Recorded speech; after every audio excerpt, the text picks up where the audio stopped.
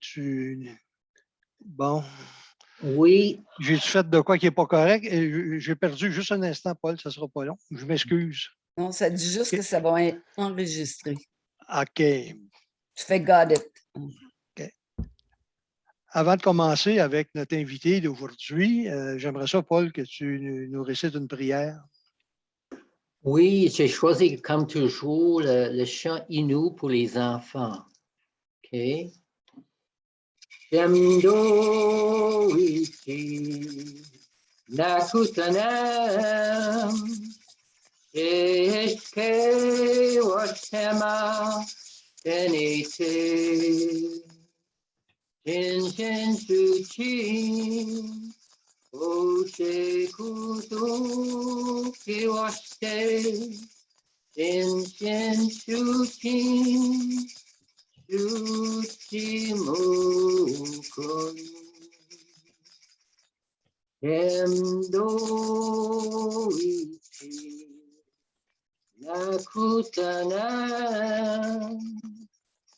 Eshke washema enite Shin Shuchi Oshe kutu Ewashte Shin Shuchi Shuchimukun.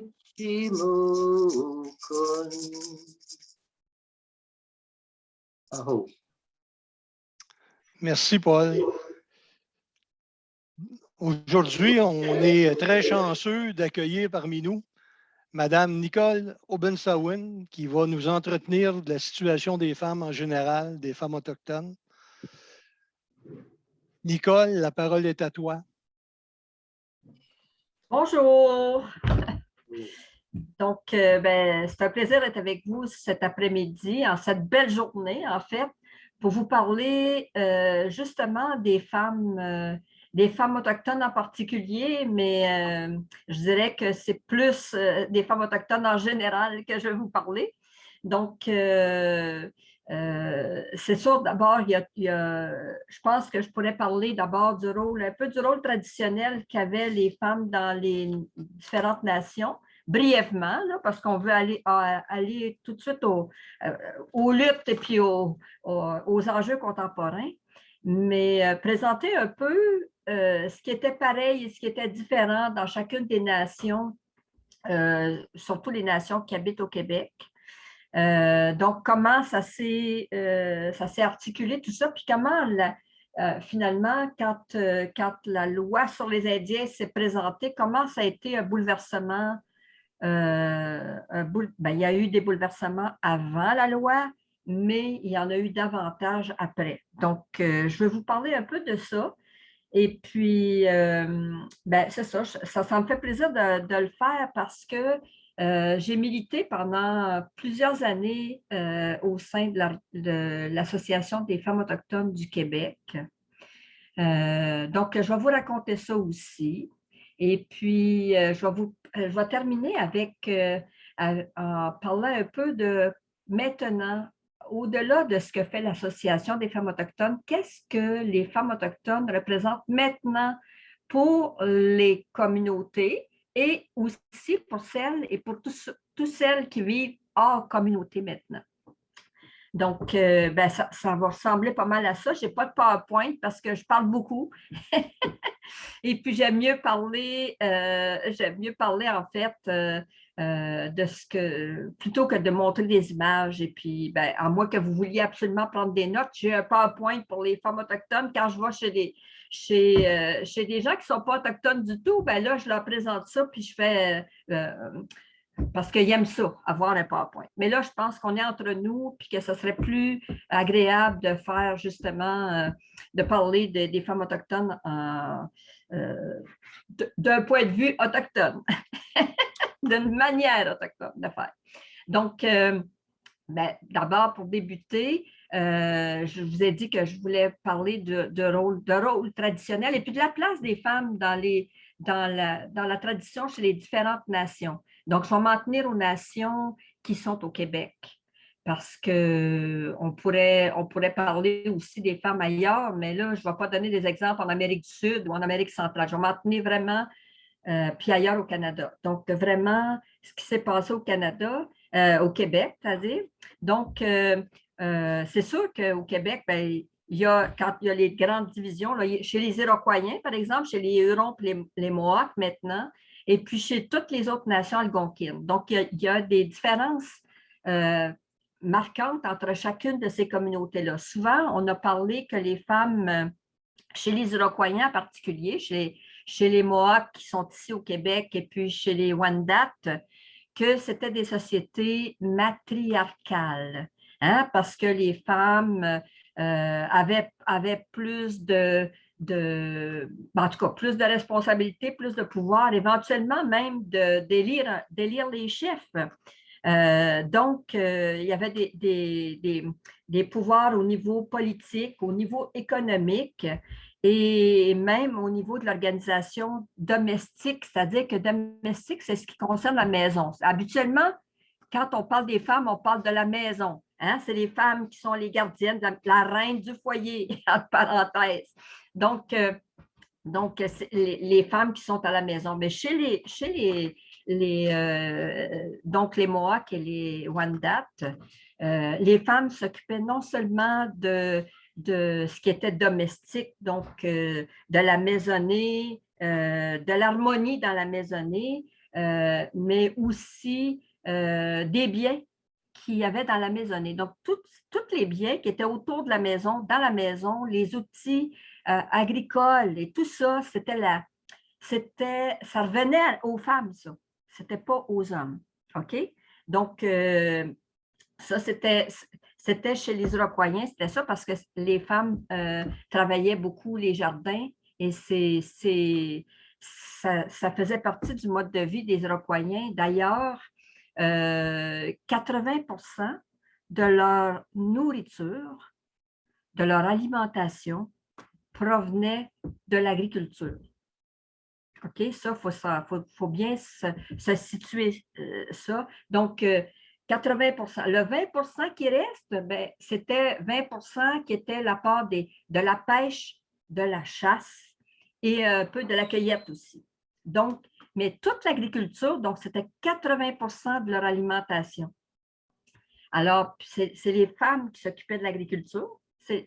On n'appelle pas ça agriculture, là, dans le temps, on appelait ça horticulture plutôt. Donc, c'est les femmes qui avaient la responsabilité des jardins, non seulement de semer, mais aussi tout le travail pendant l'année dans le jardin pour s'assurer que la récolte serait bonne. Et puis ensuite, s'occuper aussi de la récolte. Donc, ça, c'était tout le travail des femmes et c'était 80% de la part de l'alimentation de ces nations-là, autant les Wendat que chez les Mohawks. Alors, on peut comprendre que la femme avait une place importante, juste par la part qu'elle amène. Parce qu'on dit aujourd'hui, quand on parle par exemple, des foyers qui ont eu lieu au Québec, par exemple, où c'était l'homme qui était le pourvoyeur, qui apportait l'argent, hein, ou l'agriculture, pareil, parce que malgré que dans les cas des agriculteurs chez les Québécois, les femmes travaillaient autant, là. Hein?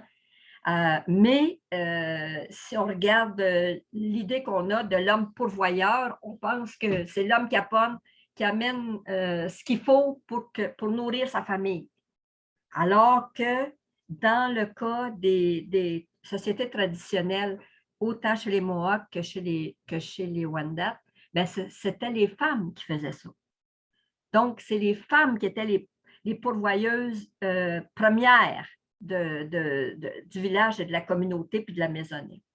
Donc, ça, c'est quelque chose qui fait que ça marque quand même un apport important. Donc, d'où la conscience que la femme avait un rôle essentiel à jouer. Et au-delà de la nourriture puis du jardin, bien, on lui accordait également des responsabilités quant à tous les rituels et les cérémonies entourant les récoltes, entourant les semences, mais aussi entourant toutes les étapes de la vie des femmes, là, de la vie des enfants jusqu'à l'adulte, c'est-à-dire tous les rituels de passage. C'est les femmes qui avaient la responsabilité de voir à ce que ça se fasse comme il faut, en harmonie, puis comme ça devait se faire, en respectant la tradition. Donc là, vous voyez déjà qu'il y avait une place plus grande accordée aux femmes dans ces sociétés-là. Et puis là, on peut aller jusqu'au rôle politique en disant que les femmes pouvaient même aller, les femmes, les mères de clan, en fait, choisissaient les chefs, pouvaient même décider quand il y avait des prisonniers, par exemple des prisonniers de guerre, elle pouvait même décider du sort de ces prisonniers-là. Donc, vous voyez toute la responsabilité qui tombait sur ces sociétés-là, autant chez les Wendat que chez les Mohawks. C'est ce qui a fait dire aux Européens que c'était des sociétés matriarcales. Parce qu'on disait les femmes, ils ont un rôle essentiel, non seulement essentiel, mais c'est elles qui ont le pouvoir, etc., etc. Donc, on a associé ça à des rôles matriarcals, alors que ce n'est pas juste. On ne parle pas de société matriarcale, ni chez les Wendat, ni chez les Mohawks. D'ailleurs, des sociétés matriarcales dans le monde, là, il en existe peut-être une ou deux. Donc, il ne faut pas se faire peur avec ça, pour penser que quand les femmes prennent un peu plus de place, que c'est matriarcal. Donc, ça, c'est déjà établi. Donc, là, on peut parler du côté algonquien. Qu'est-ce qui se passait chez le côté algonquien? Chez le côté algonquien, en général, c'était des sociétés qui étaient davantage, qui étaient nomades ou semi-nomades, et donc qui parcouraient le territoire, qui se déplaçaient souvent en fonction du gibier disponible. OK? Donc, et comme c'est les hommes qui étaient en charge plus de la chasse, donc on voit tout de suite que les hommes prenaient plus de place chez les sociétés, chez les nations algonquines. OK? Donc, parce que c'est les hommes suivaient le gibier et c'est eux autres qui avaient le cue, qui donnaient le cue un peu, que je pourrais dire aux autres, de dire, là, on s'en va à telle place, là, on s'en va sur le territoire à telle place parce que c'est là que le gibier, c'est là que se trouve le gibier. Donc, c'était plus les hommes à ce moment-là qui donnaient Donc, on ne peut pas dire que c'était des sociétés patriarcales, mais on peut dire que l'apport de nourriture était davantage amené par les hommes. C'est sûr que les femmes algonquiennes faisaient la chasse aussi, faisaient, comme j'appelle souvent, la petite chasse. Donc, la chasse à la perdrix, par exemple, poser des collets pour prendre les lièvres, parce qu'il fallait bien nourrir la famille pendant que les hommes étaient partis à la grande chasse. OK? Donc, les femmes, ce n'était pas interdit aux femmes de faire la chasse. La seule chose qui ressort chez les sociétés algonquiennes, et même on peut aller jusqu'à aujourd'hui pour parler de ça, c'est que les femmes ne chassaient pas de la même manière, c'est-à-dire que les femmes ne devaient pas enlever la vie tant qu'elles étaient capables de la donner. Donc, tant que les femmes pouvaient donner la vie, à ce moment-là, elles ne devaient pas enlever la vie d'un animal. L'animal perdait la vie lui-même. Dans le collet, par exemple, hein, on voit que c'est l'animal se prend lui-même dans le collet, puis elle ne va pas y enlever la vie, elle va le prendre quand la vie va être partie. La même chose pour la chasse aux oiseaux, par exemple, elle va se servir de filets. Et c'est dans l'intérieur des filets que les oiseaux vont mourir, en fait. Et donc, elle ne va pas enlever la vie. Alors que pour les hommes, c'était convenu que les hommes étaient comme immunisés. Ils pouvaient enlever la vie parce qu'ils apportaient ça pour faire de la vie. OK? Donc, ça, c'était une chose. Ça, quand je parle de chasse comme ça, je parle de chasse avant les fusils. Mais quand les fusils sont arrivés, chez les Algonquiens, ça a continué d'être respecté, c'est-à-dire que les femmes les femmes n'ont pas manipulé les fusils. ce qui est différent maintenant, parce qu'on se rend compte qu'il y a des femmes qui vont à la chasse maintenant aux côtés des hommes, ce qui est nouveau hein, dans les sociétés. Mais dans les sociétés plus traditionnelles, moi, je suis allée chez les Inuits, et chez les Inuits, les femmes ne touchaient même pas au fusil. Donc, le fusil était là, et c'est sûr qu'il n'était pas chargé dans la maison, mais les femmes n'y touchaient même pas. OK? Donc, c'est pour vous montrer un peu la différence. Donc, s'il n'y a pas de société matriarcale, si on parle que chez les Mohawks ou les sociétés sédentaires comme les Mohawks et les Wendat, les femmes prenaient davantage de place. Puis chez les Algonquins, prenaient aussi une place importante, mais c'était moins visible parce que les sociétés étaient moins organisées que les sociétés qui étaient, je veux dire, organisées dans le sens européen du terme, euro-canadien du terme, c'est-à-dire que l'organisation était là, mais n'était pas comprise de la même façon. Donc, on voyait que les hommes partaient à la chasse, et donc on a donné plus d'importance aux hommes algonquins. OK? Donc, tout ça pour vous dire que ces sociétés-là, les deux, en fait, autant chez les Iroquois que chez les sociétés algonquiennes, on dirait plutôt que c'est pas ni matriarcal ni patriarcal, mais c'est plutôt centré sur la vie, donc on appelle ça matricentriste, centré sur la mère. On doit prendre attention à la mère. C'est la mère qui devient importante pour la survie de la communauté. Et ça, on le tient comme ça.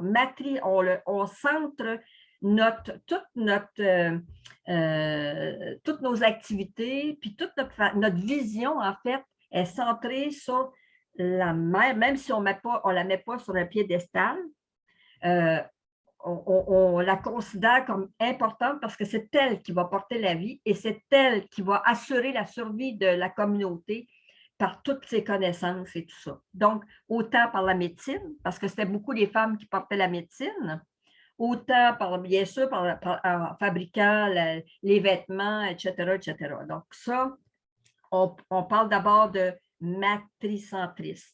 Et je reviens à ça, c'est que autant, ça ne blesse pas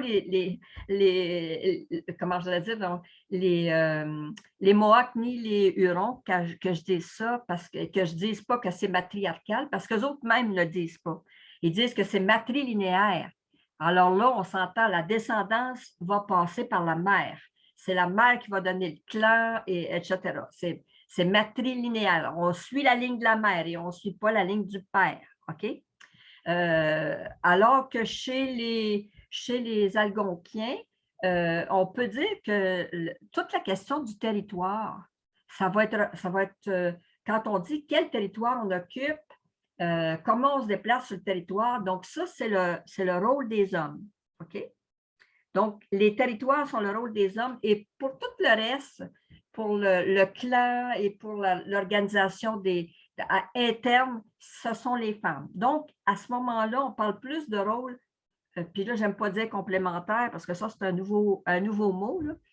Mais parce que donc, moi, j'aime mieux dire que c'est une recherche d'équilibre entre le pouvoir et les responsabilités de chacun.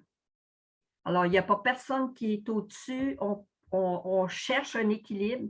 Et c'est sûr que cet équilibre-là est fragile, surtout quand on pense qu'il y a eu, dans le passé, plein de guerres coloniales qui faisaient que tous les hommes partaient là, pour se battre. Là. Et qu'à partir du moment où il y a eu le commerce des fourrures, les hommes sont partis plus longtemps pour aller chercher la fourrure pour contenter, pour faire le commerce avec je dis pour contenter, mais aussi pour plaire aux Anglais et aux Français pour faire le commerce. Alors que ce n'était pas la façon de vivre. On prenait ce qu'il y avait besoin et le gibier en pensant qu'il fallait qu'on s'assure qu'il en reste suffisamment pour que nos enfants et nos petits-enfants puissent en profiter.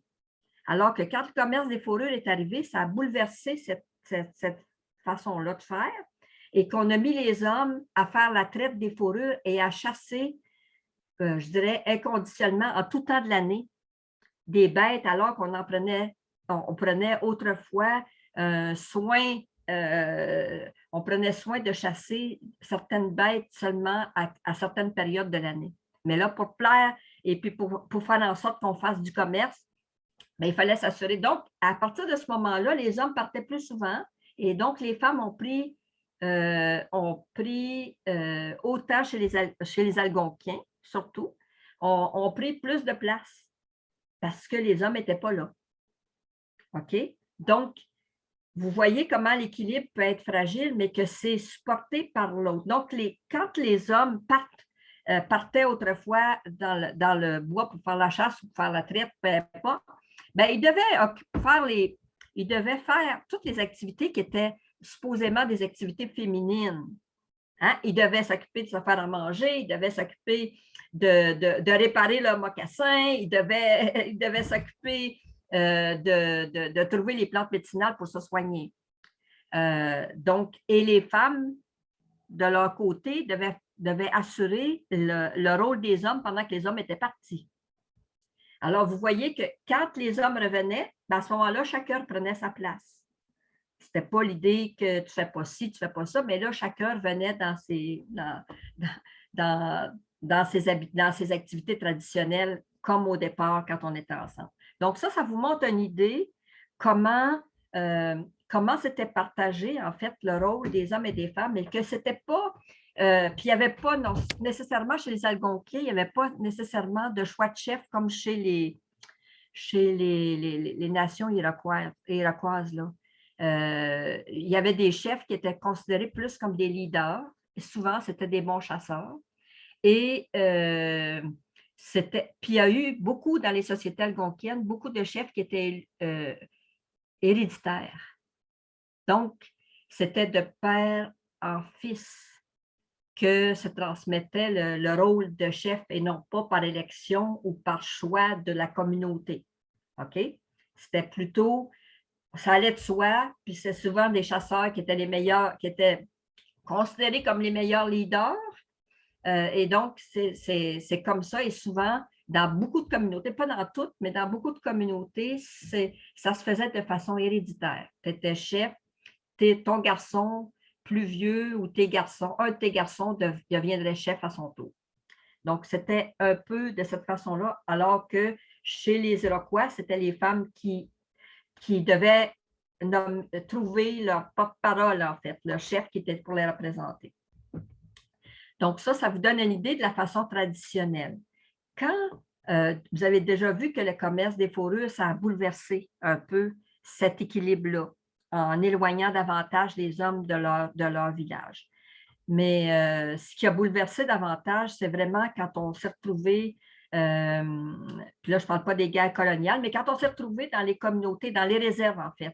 À partir du moment où les rôles, à partir du moment où les Autochtones se sont retrouvés dans les réserves, bien là, les rôles traditionnels ont été bouleversés dans le sens que les hommes ne partaient plus à la chasse, ou peu. Celles qui étaient au nord, oui, parce qu'on avait besoin pour survivre de manger encore et que ce qu'on pouvait se procurer dans les postes de traite n'était pas suffisant, donc on continuait à faire la chasse. Mais plus au sud, je vous dirais que là, le rôle des hommes et des femmes a été bouleversé. Un, parce que les gouvernements ne traitaient pas avec les femmes. OK? Ça, c'est une chose importante à dire. Les hommes, d'abord, les femmes n'avaient pas le droit de vote. OK? Dans le régime anglais, là, les femmes n'avaient pas le droit de vote. Et donc, au Canada, les femmes ont eu le droit de vote seulement en 1942. Donc, c'était les hommes seulement qui élisaient leurs représentants. Et donc, ben, eux traitaient seulement avec puis il y avait tout le système des chefs de bande. Donc, les chefs qui étaient... Et donc, les chefs, c'était uniquement des hommes parce que c'était seulement les hommes qui pouvaient voter. OK? Les femmes ne votaient pas plus que les femmes canadiennes votaient pour leurs représentants. OK? C'était seulement ça. Donc, Et puis, juste pour vous faire un petit lien avec aujourd'hui, ben, les femmes québécoises et canadiennes les Québécoises ont eu le droit de vote en 1942. Les femmes ailleurs au Canada, il y en a qui ont voté plus tôt, mais au Québec, ça s'est passé en 1942. Et puis, les femmes autochtones ont eu le droit de vote seulement en 1969. Donc, 62 au Canada et 69 au Québec. Donc, c'est juste pour vous donner une idée à quel moment les femmes ont pu intégrer vraiment ce rôle-là. Donc, ce n'est pas curieux qu'on ne retrouve pas beaucoup de femmes chefs maintenant, parce que c'est encore assez récent. Hein? Les gouvernements traitaient seulement avec les hommes et par la suite aussi. Donc, ça a été comme l'an avant que les femmes intègrent le conseil de bande. Je ne parle pas juste au niveau du chef, mais même au niveau des conseillers, des représentants. Là. Donc, ça, c'est assez, comme je vous dis, c'est assez récent. Donc, seulement à partir de 1942, en fait, et 1950, 51, après que la loi des Indiens a changé. Donc, à partir de ce moment-là où la loi sur les Indiens a changé en 51, a été amendée, je dirais, parce que ça n'a pas changé trop, là. Ça n'a pas changé trop à mon goût, mais en tout cas, ça a changé un peu. Donc, il y a eu des choses qui ont été permises à partir de ce moment-là, dont la possibilité de faire des powwows. Avant 51, c'était interdit de faire des powwows. C'était interdit de jouer du tambour. Puis je ne parle pas à l'église, là, je parle de partout. C'était interdit de se promener en vêtements traditionnels, à moins que ça soit demandé par le gouvernement. Si on te demandait, puis ça, je dis ça parce que ça a été quand même quelque chose là, de dire, ben, tu n'as pas le droit de mettre tes vêtements traditionnels. Donc ça s'est passé pendant presque 100 ans. Donc après ça, il y a eu toute une autre façon de vêtir les vêtements traditionnels. Mais ça, ce n'est pas le sujet du jour, on parle des femmes. Donc, tout ça pour vous dire que jusqu'à 1951, il y a bien des choses qui ont été interdites chez les Autochtones en général. Ce n'était pas possible de faire. Et donc, puis là, je ne parle pas des écoles résidentielles qui ont donné un coup aussi important. Donc, tout ça fait en sorte que les rôles des femmes ont été modifiés. Modifiés parce que quand on se retrouve dans une réserve et non plus sur un territoire, le rôle traditionnel de chacun est obligé de changer. Un peu comme la langue, en fait. Parce que la langue, les langues traditionnelles, c'est des langues du territoire. On circule sur le territoire et donc on a une langue qui nomme le territoire, qui nomme ce qu'on voit, Alors que quand on se retrouve dans la réserve, l'espace est réduit et donc la langue est réduite dans le sens que les jeunes dans les communautés où on parle encore la langue ont du mal à comprendre les aînés qui parlent la langue du territoire encore, qui est très descriptif, tout ça. Puis, pour les gens qui n'ont jamais vécu ou marché ou vécu, pour dire assez longtemps, ils vont faire des séjours, mais vivre sur le territoire, ils n'ont pas la même façon de concevoir la langue. Donc, c'est tout ça qui est bouleversé quand on se retrouve enfermé dans un espace, petit espace qu'on appelle la réserve. Et donc, le rôle des femmes, moi, je dirais, a pris une débarque à ce moment-là parce que les hommes ne partaient plus, les hommes étaient tout le temps là, puis les hommes s'ennuyaient parce qu'ils ne pouvaient pas aller à la chasse, parce que les territoires de chasse étaient, en tout cas, surtout, je parle des Abénaquis, et c'était plus possible d'aller sur nos territoires de chasse. Il y avait des gens qui étaient là, qui habitaient là. Là, je parle tout de l'Estrie, de Alverton jusqu'à Sherbrooke.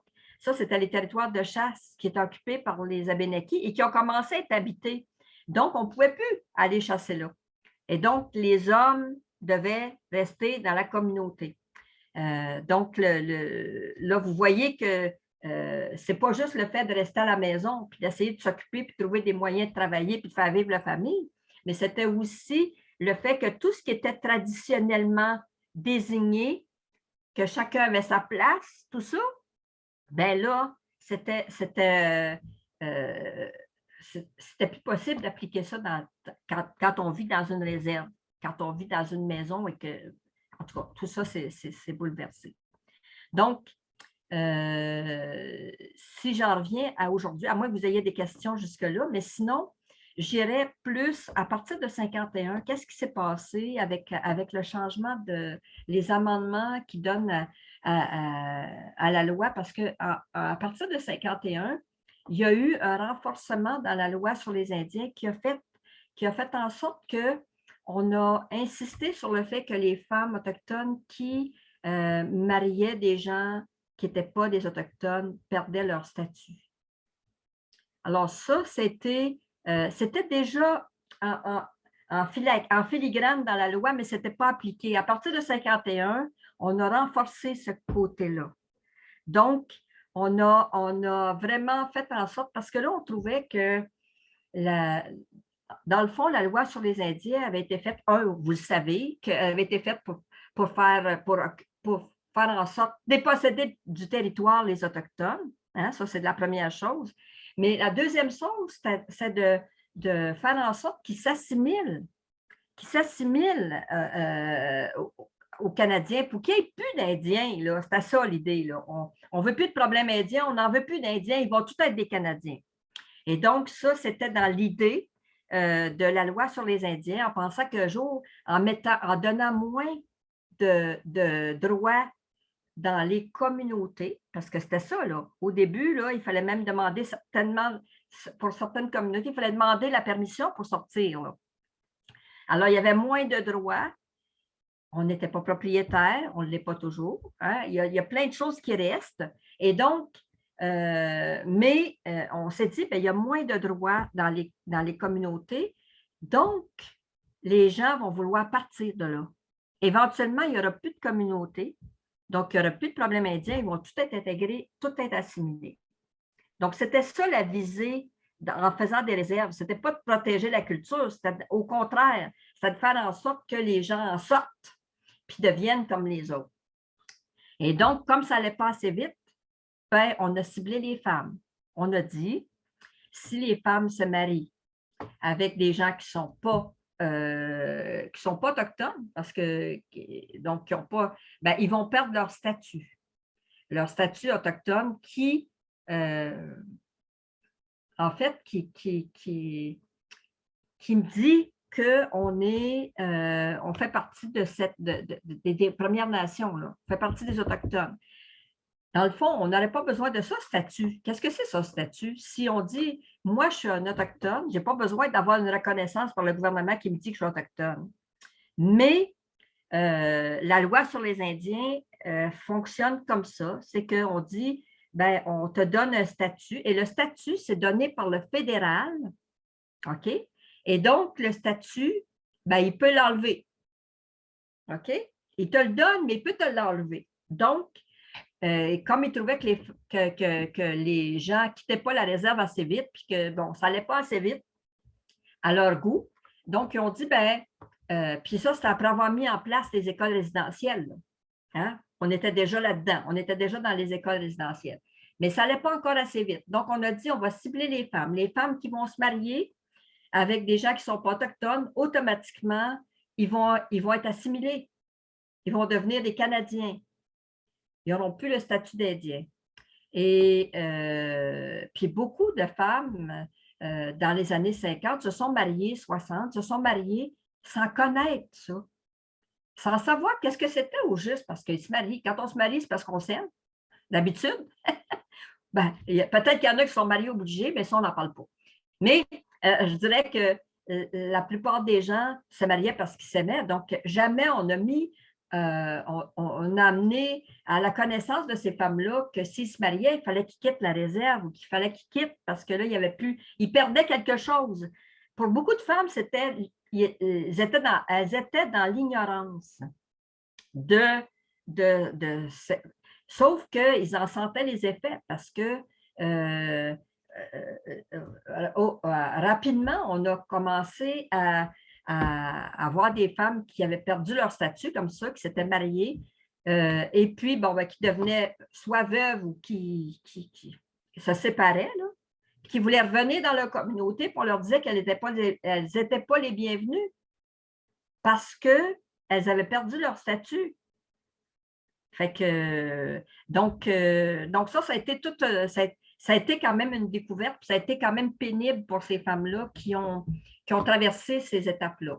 Donc, tout ça a fait en sorte que dans les années 60-70, ben là, on commençait à voir que 60, puis toutes les femmes qui étaient veuves ne pouvaient pas revenir non plus. Puis on s'est rendu compte qu'elles ne pouvaient même pas pouvaient rester avec leurs parents. Là. Ça, c'était sûr, mais elles ne pouvaient pas avoir de maison à elles. Elles ne pouvaient pas faire vivre leur famille, leurs enfants, parce que les enfants n'étaient pas reconnus non plus. OK, ça allait de soi, ça. Donc, on évacuait toute cette population-là à l'extérieur, ce qui fait que ces femmes-là, c'est beaucoup de ces femmes-là qui étaient considérées comme des Indiens sans statut, OK, qui vivaient dans les villes et partout ailleurs parce qu'ils ne pouvaient plus revenir dans leur communauté, OK? Donc, et alors, puis je vous dirais que c'est un peu associé au fait que les femmes, quand on parle de l'enjeu des femmes disparues et assassinées aujourd'hui, bien, on dit les femmes disparues, c'est qui les femmes? Il y en a qui ont été assassinées, puis il y en a qui, oui, qu'on ne sait pas où est-ce qu'ils sont rendus, tout ça. Mais en même temps, ce n'était pas nouveau que les femmes disparaissaient, là. Je veux dire, ce n'était pas toujours des malheurs, mais ils étaient enlevés de leur communauté, puis ils disparaissaient des registres. Ces femmes-là, qui étaient pourtant listées sur la liste des membres d'une communauté, bien, on enlevait leur nom. Ce qui fait qu'elles n'étaient plus là dans les communautés. OK? Donc, elles étaient déjà disparues des listes. Puis je ne dis pas qu'elles étaient toutes assassinées, là, mais elles étaient déjà plus là. OK? Et donc, ces femmes-là se sont retrouvées. Là, je vous parle maintenant de quelque chose de plus moderne. Donc, dans les années 60-70, il y a eu comme le mouvement des femmes un peu partout, là. Hein? Les femmes se sont soulevées, c'était le mouvement des femmes, des mouvements un peu partout qui sont passés, surtout du côté des États-Unis puis du Canada aussi. Alors là, les femmes autochtones, moi je vous parle de Evelyn Obomsawin en particulier, parce qu'elle, dans les années 60, elle s'est séparée avec son mari, qui était pourtant métisse. Mais on ne reconnaissait pas les métis au Québec. On ne les reconnaît pas encore. Donc ça fait que, elle, comme elle avait perdu son statut, elle essayait de trouver un moyen de faire entendre ça pour dire, écoute, on souffle là. Il y a des gens qui ne sont pas reconnus, il y a des gens qui sont autochtones et il y a des gens qui ont été mis de côté à cause de la loi sur les Indiens. Fait qu'elle a commencé à faire une bataille. Pourtant, elle n'était pas instruite. Là, je pense qu'elle avait une 5e ou 6e année. Mais elle a commencé à essayer de raconter ça, comment c'était pénible pour ces femmes-là qui étaient à l'extérieur, qui n'avaient pas d'aide, qui ne pouvaient pas avoir d'aide de leur village parce qu'elle n'était pas considérée. Elle était, comme j'ai dit, sur la liste, là, son nom n'était plus là. OK? La liste des membres de la communauté. Donc, elle a été 6 ans présidente de l'Alliance laurentienne des Métis et des Indiens sans statut. C'est pas rien, là. Elle a été membre de l'Alliance pendant 6 ans. Et puis, à cause de ça, ça lui a donné l'opportunité de voyager à travers le Canada, de rencontrer d'autres métis et d'autres femmes qui avaient perdu leur statut comme ça, et puis de faire, en tout cas, de brasser les idées, puis de mobiliser les gens pour se battre, pas se laisser faire. Qu'est-ce qu'on peut faire? Si on ne dit rien, ça va continuer. Qu'est-ce qu'on peut faire pour faire changer ça? Et donc, après son passage, ça c'est dans les années 70 qu'elle a passé à l'Alliance, elle est arrivée à convaincre des gens, surtout en ville, des Autochtones qui étaient statués et non statués en ville, et puis de former, vraiment de mettre en place une association qui qui est maintenant aujourd'hui l'Association des femmes autochtones du Québec. Donc, elle a milité avec des femmes Mohawks, puis d'autres, des femmes algonquines, qui avaient perdu leur statut, qui se retrouvaient à Montréal, en fait. Donc, l'Association des femmes autochtones a commencé à Montréal. Mais, puis là, je vous parle, Evelyne, c'est pas ma mère, là. je veux juste la situer dans la généalogie. Donc, Evelyne, ça se trouve être la cousine de mes parents. Donc, c'était la cousine de mon père et de ma mère. Mais mon père et ma mère, c'était 2 cousins germains. Donc, elle était cousine aussi. Donc, c'est sûr qu'on était parents, mais comme c'est une grande famille, on ne se connaissait pas nécessairement, puis on n'était pas du même âge non plus. Mais elle est venue à Odanak, puis elle m'a recrutée. Elle m'a dit, elle est allée voir ses parents, puis elle m'a recrutée dans le sens que, elle m'a dit, toi, j'avais 17 ans à l'époque. Donc, j'ai déjà été jeune. Donc, j'avais 17 ans à l'époque, et puis elle m'a dit, toi, tu n'as pas peur de parler. Tu n'es pas gênée de parler devant le monde. Puis, tu vas à l'école, tu es instruite, on a besoin de toi. Et puis, en plus, je n'avais pas perdu mon statut.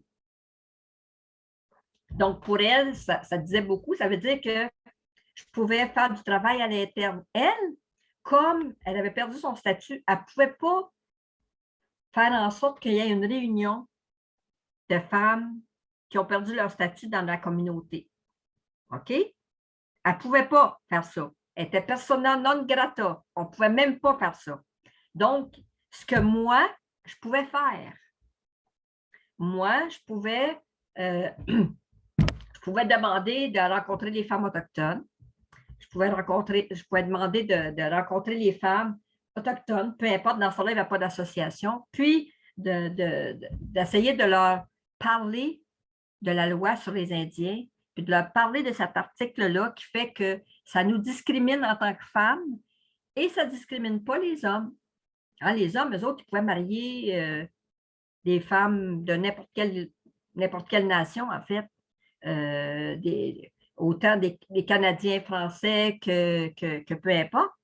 Eux autres ne perdaient pas leur statut, puis leurs enfants avaient un statut, alors que les femmes perdaient leur statut, puis leurs enfants n'étaient jamais reconnus. Donc, elle dit probablement que les femmes ne savent pas ça. Et c'est vrai, les femmes ne savaient pas que c'était l'effet d'une loi qui était discriminatoire envers les femmes. OK? Et donc, c'est ça. Moi, dans le fond, Evelyne s'est servie de moi, mais je suis bien contente. je suis bien contente parce que j'ai appris beaucoup. J'ai appris beaucoup à ses côtés. J'ai appris à connaître aussi toutes les malaises qui entourent ces femmes-là qui vivent en dehors des communautés, autant Inuits que peu importe. D'ailleurs, les grands-mères ne comprenaient pas que leur fille ne pouvait plus revenir. Là. La petite fille ne pouvait plus revenir parce qu'elle avait... Tu sais, donc, il y avait toutes sortes Puis, en tout cas, moi, c'est ça. Au début, il faut dire qu'au début de l'association, dans les années 70, 74, de 74 à 80, je pourrais vous dire, il n'y a pas eu de financement. On n'avait pas d'aide parce qu'on était... c'est ça, les associations qui étaient reconnues, c'est l'Association des Indiens du Québec. Hein? À ce moment-là, c'était Max Gros-Louis qui était le chef, là. Le représentant des chefs, l'Association des Indiens du Québec. Ça c'est l'ancêtre de la PNQL aujourd'hui. Donc, il y avait déjà cette association-là, mais il n'y avait pas d'association de femmes. Et les chefs, à ce moment-là, disaient qu'ils pouvaient parler pour nous. Il n'y avait pas besoin d'une association pour les femmes. Mais ce que nous, on répondait, c'est que parmi nos sœurs et nos tantes, il y avait des femmes qui avaient perdu leur statut, puis les chefs statués ne pouvaient pas parler en leur nom parce qu'ils ne connaissaient pas la problématique, ne connaissaient pas les enjeux liés à ça. Donc, on a créé cette association-là, des femmes autochtones du Québec. Moi, je n'étais pas une fondatrice, mais j'étais là dans l'ombre des fondatrices. Et à partir de ce moment-là, je pourrais vous dire que les premières rencontres qu'on a eues, les femmes essayaient de rencontrer des gens dans leur communauté, celles qui étaient à Montréal, de réunir des femmes de leur communauté, comme Evelyne avait fait avec moi, trouver des femmes statuées qui pouvaient faire en sorte de réunir ces femmes-là. Et puis, pour avoir des rencontres, on faisait un jeu traditionnel qui s'appelle le bingo. Donc, on faisait des bingos pour payer nos dépenses. Payer les dépenses de voyage des femmes qui pouvaient venir à des rencontres et tout ça. Donc, c'était ça le début des femmes autochtones. Et puis, je vous dirais que même plus que ça, là, je vous donne une idée. Moi, je parle en français, je vous parle en français. Mais dans ces réunions-là, au départ, il y avait des femmes qui parlaient Innu, Atikamekw, Cri, et ben, on ne se comprenait pas. Donc, pour leur parler de la loi sur les Indiens, là, ça prenait quelqu'un d'habile. Comment expliquer une loi? Hein? Comment expliquer cet article-là? Donc, on devait traduire. Donc, il y a des réunions là, qui auraient pu prendre 1h30, 2 heures, ben, on en prenait 5. Parce qu'on faisait la traduction en Inuktitut, on faisait la traduction en Cri, en Atikamekw, en Innu, en Askapi, pas en Abénaki, parce que nous autres, on parlait déjà français. Là. Puis chez les Mohawks, qui parlaient anglais aussi. Donc, c'était ça le départ. Fait que je veux dire que ça a été, pendant les 6 premières années, là, vraiment une bataille pour être entendu. Puis à partir de 1977, en fait, 77, il y a eu l'élection de René Lévesque au Québec. Et René Lévesque nous a entendu ce que nous, on disait, en fait, ce que les femmes racontaient, puis il a écouté ça. Et puis, il nous a donné un petit financement qui permettait, par exemple, d'utiliser le secrétariat du secrétariat des Affaires autochtones à Montréal. Il y avait des bureaux, on allait faire des photocopies là, dans le temps, avant l'Internet. OK? Donc, des photocopies, d'envoyer des lettres, tout ça. Donc, il nous permettait de mettre en place notre association, en fait, puis de payer une secrétaire pour qu'elle puisse jouer ce rôle-là, parce que là, on était tous des bénévoles. Donc, c'était ça, c'est le début. Donc, c'est René Lévesque au Québec qui a permis aux femmes autochtones de s'organiser de façon plus, d'avoir une voix et puis d'être reconnues par le Québec, en fait, parce que là, si les chefs ne reconnaissaient pas qu'on était là, le gouvernement du Québec, lui, reconnaissait qu'on était là. Donc, c'était par la suite une bataille importante, mais il s'est passé beaucoup de choses aussi chez les Premières Nations à travers le Canada qui a eu des effets sur les femmes. Par exemple, le livre blanc. Hein, le livre blanc qui a été fait par le gouvernement fédéral, dont Jean Chrétien, qui était ministre des Affaires indiennes, qui dit qu'il ne savait rien, mais en tout cas, ça, c'est une autre histoire. Donc, ce livre blanc-là a donné aussi des arguments aux femmes là, pour dire, hey, si les hommes se réunissent et se font des associations, ben nous autres aussi, on a besoin d'une association pour nous représenter, pour être une voix. Donc, il y avait comme, ça a rejailli aussi sur le fait que ça nous a permis de s'organiser davantage parce que ça justifiait qu'on demande des fonds pour se représenter, comme partout, toutes les autres nations autochtones se levaient aussi puis se formaient en association pour combattre ce chose-là. Donc, c'est pour ça qu'en 71, il y a déjà eu l'Association des femmes autochtones du Canada qui s'est mise en place, en 71. Donc, c'est vraiment, ça découle vraiment de tout ce mouvement-là qui s'est bâti à partir de la contestation du livre blanc, en fait. OK? Donc, nous autres, on n'était pas loin de là. Donc, ça a fait en sorte que nous autres, on s'est mobilisés aussi, tout ça. Et puis, bon, c'est ça. Donc, on a commencé à avoir du financement. Par la suite, dans les années, on peut dire que les premières préoccupations des femmes autochtones au départ, l'association, c'était beaucoup identitaire. C'était beaucoup pour lutter contre la discrimination faite aux femmes autochtones, mais aussi qui nous enlevait pas notre statut, c'était pas ça dans le fond, c'était pas tellement le statut qu'on voulait, mais c'était l'idée qu'on ne peut pas nous enlever notre identité. On se battait pour notre identité. on a dit, nous, on ne veut pas nécessairement bénéficier de privilèges. On veut être reconnu dans notre communauté. On veut être reconnu comme tel. On est né autochtone, on va mourir autochtone. Et donc, c'était ça la bataille des femmes, en fait. Donc, c'était ça au départ. C'était ça le gros chemin que les femmes autochtones ont pris, ont emprunté dans le début. Mais allié à ça, il y avait aussi l'idée, on parlait déjà de tout ce qui s'était passé avec le 60 Scoop, la rafle des années 60, des enfants qui ont été adoptés, qui ont été sortis pour leur bien. Hein? On sait que c'est pour leur bien, bien oui. On les a enlevés de leur communauté à des parents qui, des fois, ne savaient même pas. On les a enlevés de leur communauté, puis on les a fait adopter dans des familles un peu partout, au Canada, aux États-Unis, puis ailleurs. Donc, fait que les femmes autochtones ont déjà, au début de l'association, ont commencé à soulever ça, alors que personne n'en parlait encore. Ce n'était pas sur le radar, ça. On ne parlait pas de ça. Mais les femmes autochtones, il y avait déjà de ces femmes-là qui disent, nous, on cherche notre identité aussi. Comment on fait pour se faire reconnaître comme autochtone quand on a été élevé par une famille juive à Westmount? Là? Donc,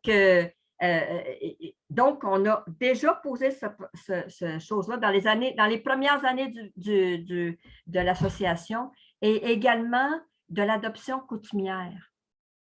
Parce que dans les communautés, beaucoup, et puis ça se passe encore comme ça, beaucoup d'enfants sont donnés à une sœur qui n'a pas d'enfant, aux grands-parents, peu importe, et c'est les grands-parents et c'est les sœurs qui les élèvent.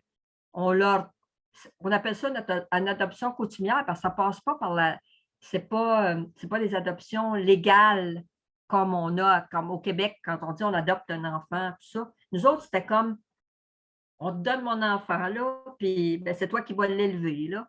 Et donc, c'était comme ça. Donc, les femmes autochtones, au début, ont dit, nous, on voudrait que ça soit reconnu, l'adoption coutumière chez les Premières Nations. Donc, ça, c'était les premiers dossiers qui ont été menés. Ensuite, je vais passer vite en vous disant qu'en 85, là, c'était une bataille quand même qui a duré 13 ans, là, je vous dirais. Mais en 85, la loi sur les Indiens a été amendée pour reconnaître que les femmes autochtones pouvaient reprendre leur statut. Donc, c'était ça. Et leurs enfants aussi. La seule chose qu'on n'avait pas vue, et puis qu'on a vu par la suite, parce que là, on a fallu se mettre encore en mouvement, c'est que là, il y avait des catégories. C'est qu'on parlait de 6-1 si tu étais inscrit sur la liste la liste des membres de bande.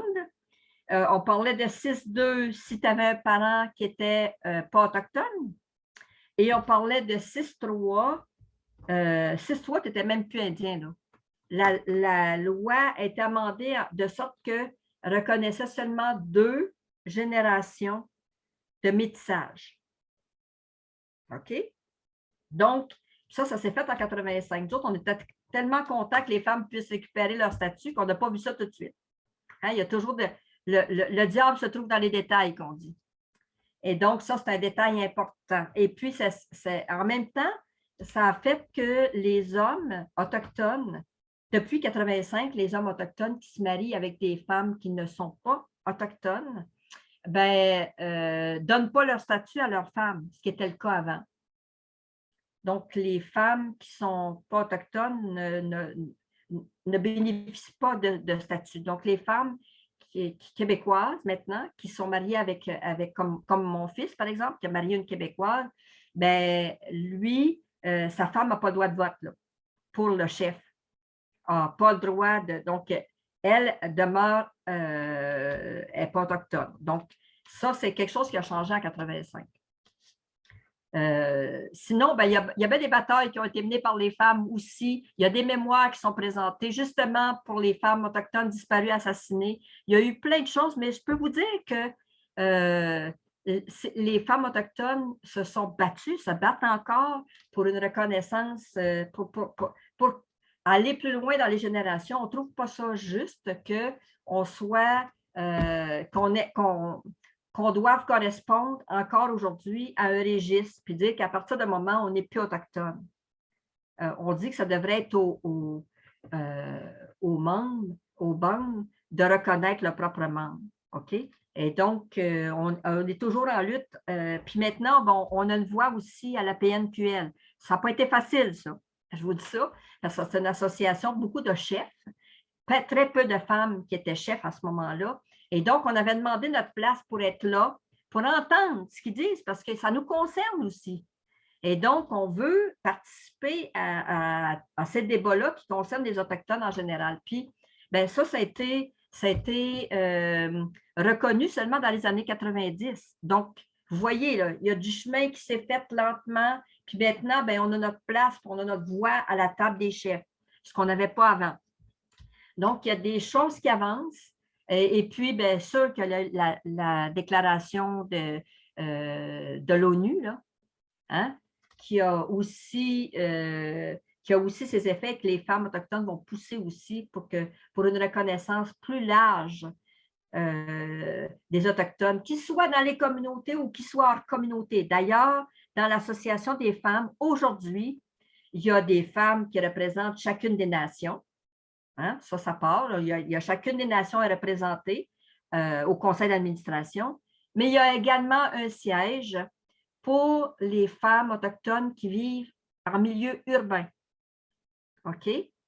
Et puis aussi, bien, il y a une reconnaissance pour un poste sur le CA, il y a aussi un poste qui est pour les aînés. Et puis, que tu sois hors ou dans la communauté, peu importe.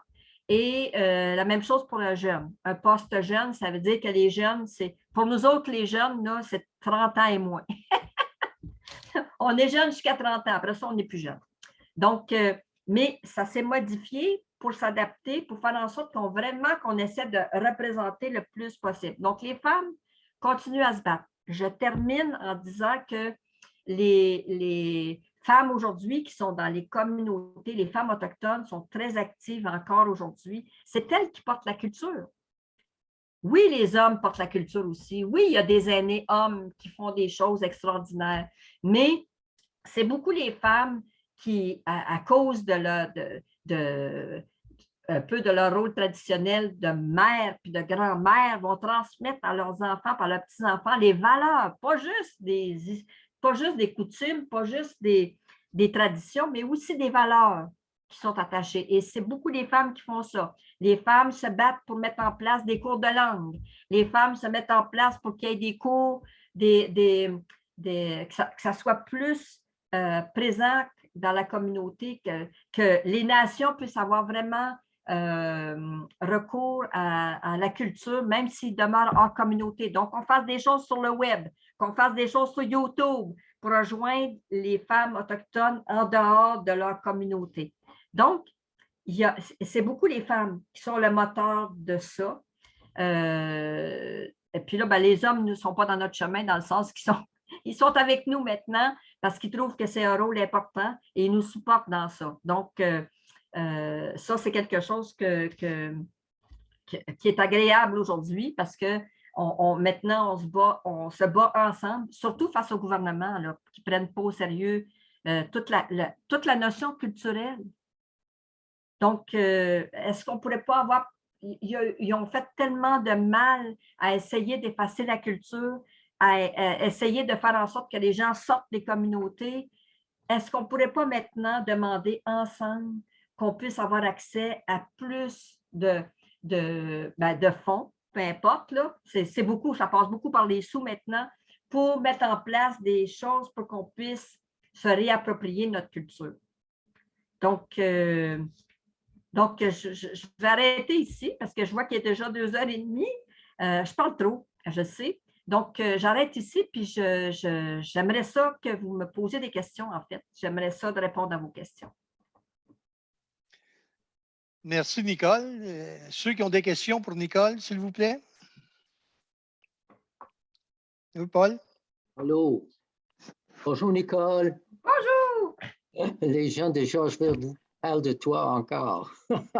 Écoute, il y a d'autres choses à venir aussi. Qu'est-ce que tu aimerais voir pour les femmes? OK?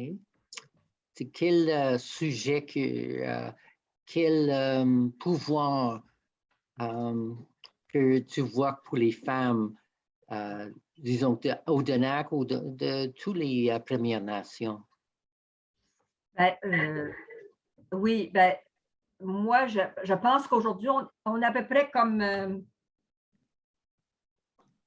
comme les femmes ailleurs dans d'autres. On sait que là, les femmes s'engagent moins en politique. Bonjour, Sylvia. Donc, les femmes s'engagent moins en politique et puis on pense que nous, que si les femmes s'engagent davantage en politique, ça pourrait donner un tournant là, justement parce que là, souvent, dans les petites communautés, en tout cas, c'est souvent les mêmes personnes qui reviennent tout le temps. Tu sais? Donc, à un moment donné, on dirait qu'ils partent sur leur idol, qui partent sur comment je dirais ça donc, sur leur façon de faire. Puis là, il n'y a pas de, ils voient pas, il n'y a pas de vision à long terme, puis il n'y a pas de changement possible. Alors que c'est sûr que si il y a plus de femmes qui s'engagent en politique, moi, je suis certaine qu'il y aurait des changements au milieu des communautés. En tout cas, des communautés en général. Je pense que c'est un manque là, présentement. Il y a des femmes, il y a quelques femmes chefs. Il y a des femmes de plus en plus qui s'engagent comme conseillères. Il y a des endroits, par exemple, comme Mingan et Quanchit, qui est dans la moyenne Côte-Nord, ou c'est peut-être la basse Côte-Nord, eux autres, qui ont mis dans leur code électoral qu'il y avait moitié de postes de conseillers pour les femmes et moitié de postes de conseillers pour les hommes. Ah. C'est dans leur code électoral. Donc, tu es obligé d'élire, je ne sais pas combien il y en a, mais mettons que tu es obligé d'élire 3 hommes et 3 femmes. Donc, c'est inscrit dans leur code. Alors que dans la plupart des communautés, ce n'est pas inscrit. Donc, des fois, on se retrouve avec une femme toute seule au conseil parmi 5 hommes. C'est difficile de faire pousser quelque chose, de faire changer de point de vue, d'arriver à avoir un poids quand tu es tout seul. Donc, ça, je pense que c'est important. Donc, ça, c'est vrai aussi dans les municipalités.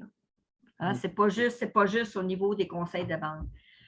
Sinon, là, je pense que l'Association des femmes autochtones, en tout cas, est bien positionnée maintenant et reconnue au niveau politique, au niveau, puis à tous les points de vue, elle est bien positionnée. Puis elle a maintenant un staff pour répondre à toutes ces demandes-là, éventuellement à l'international. Donc, ça, c'est bien positionné aussi. Je pense que sinon, autrement, dans les communautés, il y a déjà des comités de femmes qui se mettent en place et qui sont quand même souvent qui travaillent aussi un peu, comme je dirais, de façon traditionnelle avec des bingos. Là. Donc, je pense qu'ils mériteraient d'être soutenus pour être encore plus effectifs. Parce que là, quand il faut chercher des fonds pour faire des activités, ce n'est pas facile. Là. Donc, je pense que les femmes autochtones ont un apport au niveau de la langue, au niveau aussi de la transmission des savoirs, là. Toute la question des savoirs. Ça, c'est important.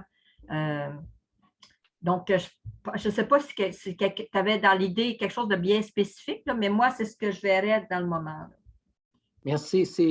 J'aime beaucoup ton idée d'avoir des hommes et femmes dans une bande de conseil ou même le conseil, disons, de canton Stanstead.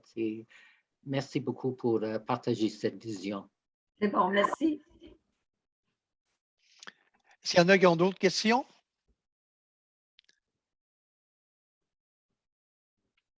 Moi, j'en aurais une, Nicole. Au niveau là, du regroupement des femmes autochtones, est-ce que vous avez des liens avec d'autres groupements, soit au Québec, pas nécessairement autochtones, ou ailleurs, avec d'autres groupements autochtones au niveau plus grand, là, presque mondial? Bien, on n'a pas, au niveau mondial, je pense qu'on n'a pas vraiment de lien direct, là. Par contre, on en a avec une association qui s'appelle NLACE, E-N-L-A-C-E, qui est un regroupement de femmes des Amériques. Donc, OK. qui regroupe toutes. Donc, ils sont déjà venus à Kanawake pour tenir une réunion. Donc, il y a des femmes de partout qui venaient du Chili, qui venaient de Nicaragua, qui venaient d'un peu partout, des femmes autochtones. Donc, on a ces liens-là avec elles. On continue à entretenir ces liens-là. Sinon, avec les femmes québécoises, on a des liens aussi avec la Fédération des femmes du Québec. On a même fait, je vous dirais, en 2005, on avait fait un pacte d'amitié et d'alliance avec les femmes, la Fédération des femmes du Québec. Et puis, pas l'année dernière parce que c'était la pandémie, mais l'année d'avant, en 2019, on a renouvelé cette entente-là. Donc, on est toujours en lien avec la Fédération des femmes du Québec parce que, dans le fond, les luttes que font les autres femmes, ben, on est des femmes, donc on a les mêmes luttes. Quand on parle des femmes, d'ailleurs, il y a eu la marche mondiale dernièrement. Oui, ben oui. Et cette marche mondiale-là, ben, il y a des femmes et des hommes d'ici qui sont partis à Magog pour marcher avec les femmes les gens de ce groupe-là. Mais moi, je suis allée à Victoriaville, parce que c'est le territoire abénaquis aussi, avec d'autres femmes autochtones.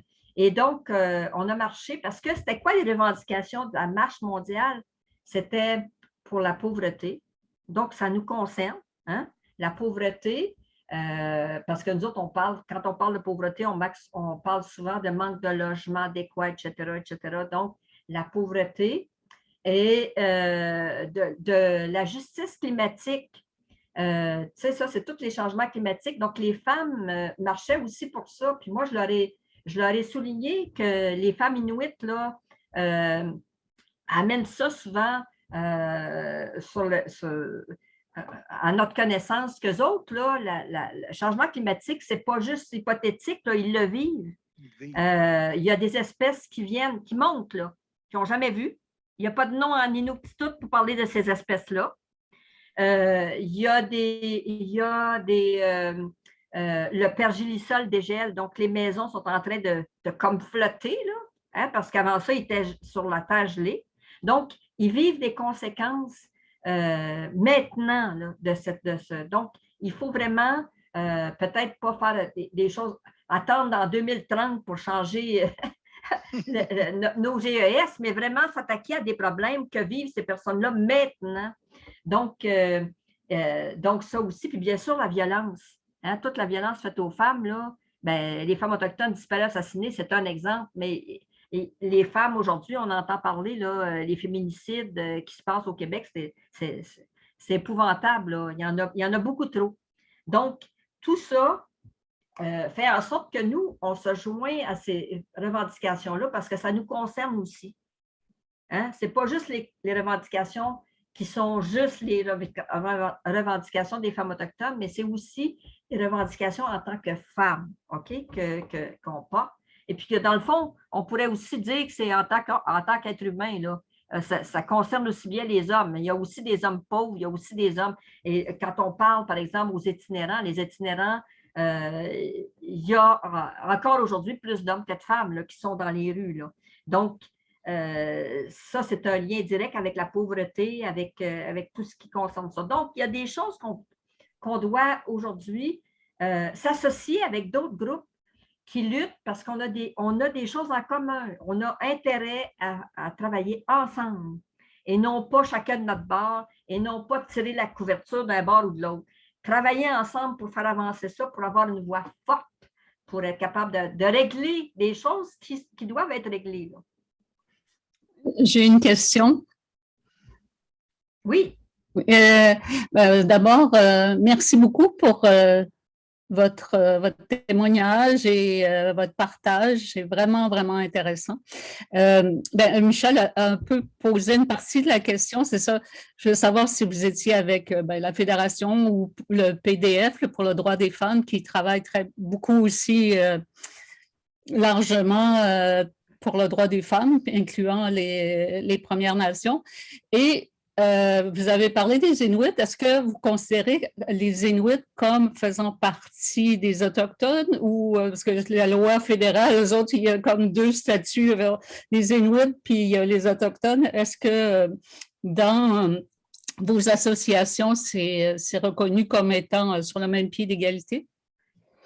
Ben oui, parce que ces femmes-là n'ont pas subi la loi sur les Indiens, n'ont pas eu à passer à travers ça.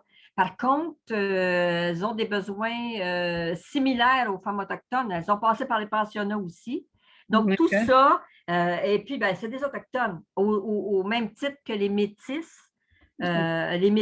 ou les Premières Nations. Donc, nous autres, on considère que c'est des... Quand on parle au nom des femmes autochtones, on pense aussi aux femmes... Oui, c'est ça.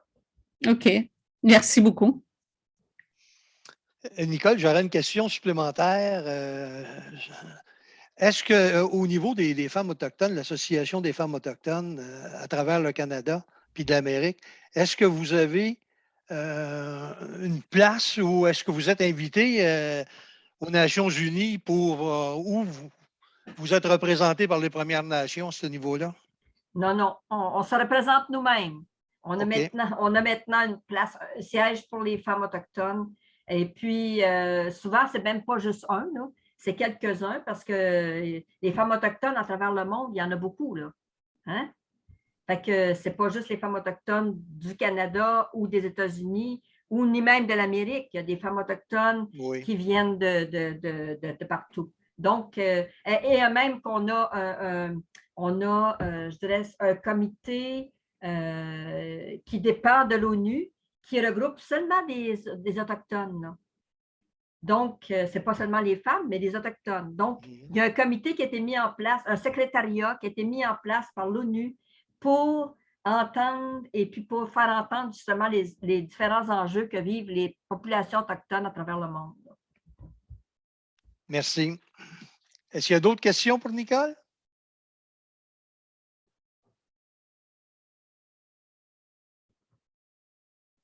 Oui, Madame Lompré, votre micro. Le réchauffement de la planète, je ne savais pas que les Inuits avaient des vrais problèmes comme ils peuvent annoncer dans les médias.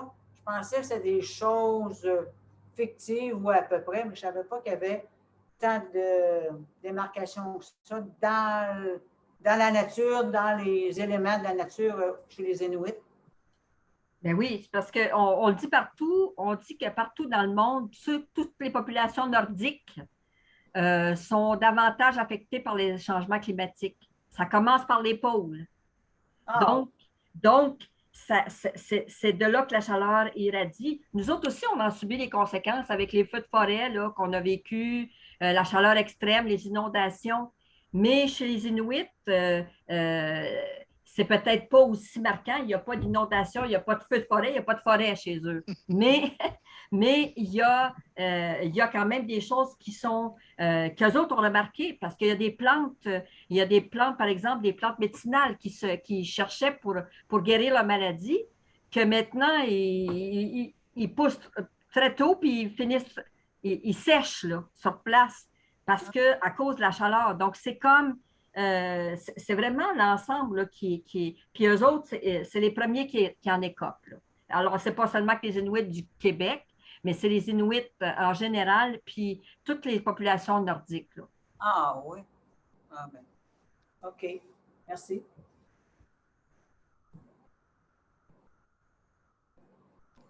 D'autres questions?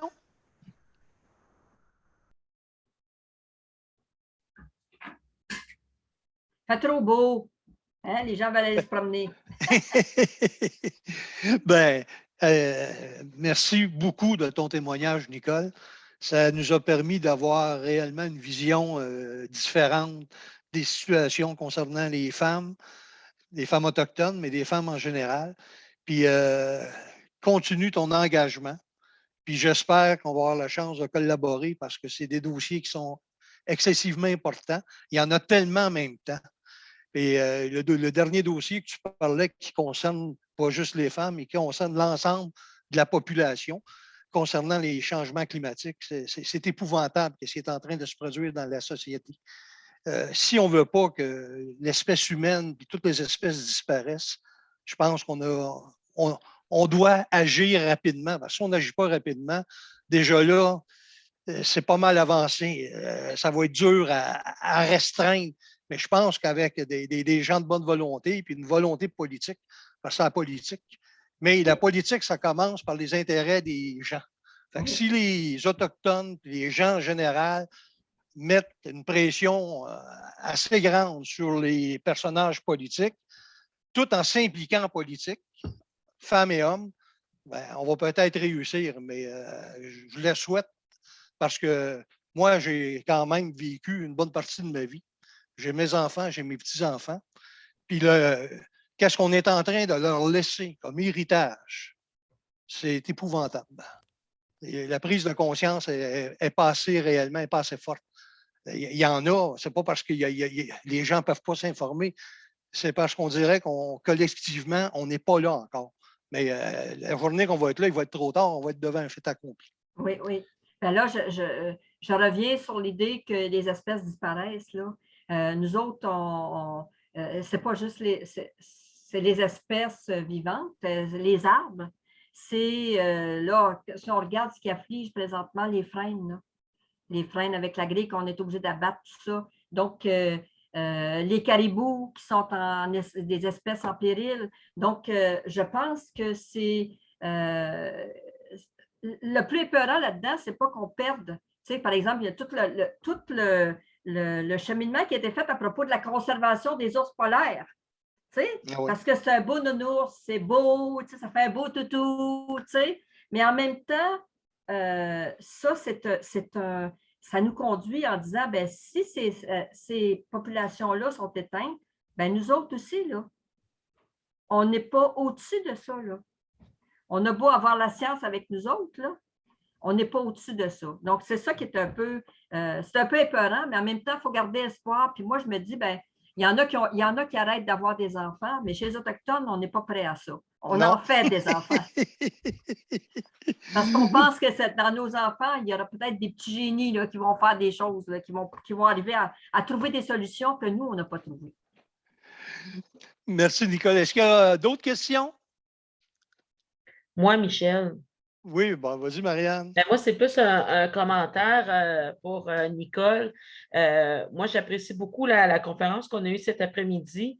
Moi, je ne suis pas dans le groupe d'âge nécessairement de ceux qui sont présents aujourd'hui. Je suis un petit peu la coche en dessous, comme on dit, mais vous avez su me donner de l'information, des enseignements par rapport à tout ce qui s'est vécu avant ma naissance. Moi, je suis née en 77. Donc, vous avez mis l'accent un petit peu sur comme une rétroaction de ce qui s'est passé. Puis, je l'apprécie beaucoup parce que ça va être quelque chose que je vais pouvoir transmettre à mes deux petites filles aussi. Là. Fait que merci beaucoup au nom de ceux de ma génération. C'est bon, merci. Est-ce qu'il y a d'autres commentaires ou d'autres questions? La seule chose que je peux dire, c'est que moi, j'aurais bien aimé être avec vous. Nous aussi. Mais avec les restrictions de santé, puis on n'a pas des locaux assez grands pour avoir autant de gens réunis à la même place avec les distensions. Mais j'espère qu'à un moment donné, on va être capable de revenir puis être capable d'être en contact parce que c'est l'humain, il y a des contacts. Là, on n'a pas de contact comme tel. C'est difficile pour tout être humain. Mais en mon nom personnel, Nicole, puis au nom des membres de ma communauté, je tiens réellement à te remercier parce que ça a été réellement une conférence enrichissante, puis une conférence qui nous inspire à aller plus loin, puis à regarder un petit peu là, tous les problèmes que les gens... on ne regarde pas trop souvent des fois en haut de notre épaule, puis il faut regarder en haut de notre épaule pour constater toutes les problématiques que les gens vivent, puis en être conscient, puis tenter de faire en sorte qu'on puisse les améliorer pour tout le monde. Merci beaucoup. Ça m'a fait un énorme plaisir. J'espère qu'on va avoir l'occasion de te revoir comme conférencière avant la fin de l'année. Si tu as des dates de disponibles là, pour traiter d'un autre sujet, parce que c'est fort intéressant. Merci bien. Merci beaucoup. Merci. Merci. Ben, je vous souhaite à tout le monde une bonne fin de journée. Puis, je vous remercie beaucoup. Puis, Nicole, je te contacte pour une prochaine date. C'est bon. Merci bien. Au revoir à tout le monde. Puis bonne Au fin de revoir. journée.